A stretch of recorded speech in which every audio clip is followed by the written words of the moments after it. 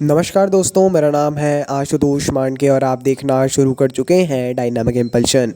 आज के इस वीडियो में हम बात करेंगे 1 मई 2024 के करंट अफेयर्स की। और अब जब आपने वीडियो के थंबनेल पर क्लिक करते हुए वीडियो देखने की शुरुआत करी दी है तो अंत तक ही जुड़े रहिएगा, क्योंकि आप सभी लोग जानते हैं कि ज्ञान को कभी भी अधूरा नहीं छोड़ना चाहिए। आज 1 मई है, पूरे महीने का मास्टर प्लान ज़रूर बनाइए, अपने लक्ष्य ज़रूर निर्धारित करिए। इसी बात के साथ शुरू करते हैं पहली जानकारी को। डॉलर की भारी कमी से उत्पन्न वित्तीय संकट के बीच श्रीलंका ने आयात प्रतिबंधों को आंशिक रूप से हटाकर एक महत्वपूर्ण कदम उठाया है। देखिए, श्रीलंका में वर्तमान में डॉलर की भारी कमी से वित्तीय संकट देखने को मिल रहा है, लेकिन इसी बीच श्रीलंका ने आयात प्रतिबंधों को हटाया है। देखिए, इस कदम का उद्देश्य अर्थव्यवस्था को फिर से जीवंत करना है, जो मार्च 2020 से संघर्ष कर रही है। हमें शायद बताने की आवश्यकता नहीं है, काफ़ी समय से श्रीलंका में सामाजिक, राजनैतिक, जाहिर तौर पर फिर वित्तीय संकट भी बने हुए हैं और वो लगातार जो है काफ़ी अपना विकराल रूप लेते जा रहे हैं। बीच में थोड़ा ठीक हुआ था, लेकिन फिर भी उतना ज़्यादा सही नहीं हुआ। अब ये एक प्रयास है जिससे थोड़ा इसमें सुधार किया जा सके। चलिए आगे बढ़ते हैं। अगली जानकारी, तमिलनाडु सरकार ने राज्य के प्रतिष्ठित जानवर नीलगिरी तहर का 3 दिवसीय सर्वेक्षण शुरू कर दिया है। देखिए, तमिलनाडु में मिलने वाला ये जो जीव है या पशु है, नीलगिरी तहर, इस पहल का उद्देश्य जो है इस लुप्त प्राय प्रजाति को बेहतर ढंग से समझना और संरक्षित करना है, जो निवास स्थान के नुकसान और अवैध शिकार सहित कई चुनौतियों का सामना करती है। जाहिर तौर पर आप सभी को पता है बायोडाइवर्सिटी और वाइल्ड लाइफ कितनी इंपॉर्टेंट है हमारे एनवायरनमेंट के लिए, है ना। और इसी चीज़ में जो है अपन कार्य करते हुए, अपन नहीं, तमिलनाडु शासन कार्य कर रही है। 3 दिवसीय सर्वेक्षण शुरू किया गया है सिर्फ एक पशु के लिए।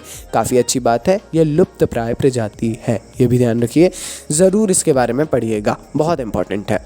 आगे बढ़ते हैं। इंडिया टुडे ग्रुप द्वारा विकसित एआई संचालित न्यूज़ एंकर जिसका नाम है सना, इसने लंदन में आयोजित प्रतिष्ठित international news media association global media awards में उल्लेखनीय सफलता हासिल की है।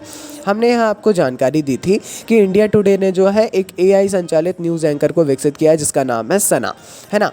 अब इसे ग्लोबल मीडिया अवार्ड्स की भी सफलता प्राप्त हुई है, ये भी दिया गया है। इस अभूतपूर्व एआई नवाचार ने 2 प्रतिष्ठित पुरस्कार हासिल किए हैं। एक एआई संचालित पत्रकारिता के क्षेत्र में अग्रणी रूप से अपनी स्थिति को मजबूत हुई है ना। काफ़ी अच्छी बात है, ज़रूर आप ध्यान रखिएगा इसको। और एआई जो है, कृत्रिम बुद्धिमत्ता, ये तो बहुत बहुत बहुत अनिवार्य है इसके बारे में पढ़ना। अलग अलग क्षेत्रों में किस प्रकार एआई आ रहा है, इसके लिए एक ऐसे ज़रूर तैयार रखिए। आगे बढ़ते हैं।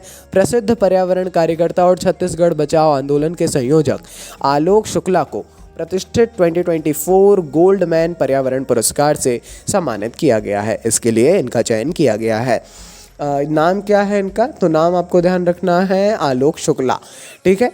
इसे ग्रीन नोबल पुरस्कार के रूप में भी जाना जाता है और यह वार्षिक पुरस्कार पर्यावरण संरक्षण में उनके उत्कृष्ट योगदान के लिए दुनिया भर में ज़मीनी स्तर के पर्यावरण चैंपियनों को सम्मानित करता है। जाहिर तौर पर ज़रूर इसके बारे में पढ़ लेना चाहिए आपको, और छत्तीसगढ़ बचाओ आंदोलन क्या है इनके बारे में जानना चाहिए। आलोक शुक्ला जी के बारे में थोड़ी जानकारी लेना चाहिए, ठीक है। इस प्रकार के काफ़ी ऑन फील्ड वर्क करने वाले कार्यकर्ता हैं जो निरंतर जलवायु परिवर्तन जैसे मुद्दों, पर्यावरण संरक्षण जैसे मुद्दों पर कार्य कर रहे हैं। आगे बढ़ते हैं। हिंदी फिल्म सुपरस्टार हेमा मालिनी और सायरा बानो के साथ साथ कला और संस्कृति के क्षेत्र में अन्य प्रमुख हस्तियों को प्रतिष्ठित पंडित लच्छू महाराज पुरस्कार से सम्मानित किया गया है। पुरस्कार समारोह 31 अगस्त 2024 को लखनऊ उत्तर प्रदेश में होने वाला है, ठीक है। घोषणा कर दी गई है। हेमा मालिनी, सायरा बानो के साथ अन्य जो इस क्षेत्र में कार्य करने वाले हस्तियां हैं, उन्हें भी यह पुरस्कार दिया जाएगा। सबसे पहले तो लिस्ट देख लीजिएगा। दूसरी बात है, पंडित लच्छू महाराज के बारे में ज़रूर पढ़ लीजिएगा और इस पुरस्कार के बारे में पढ़ लीजिएगा।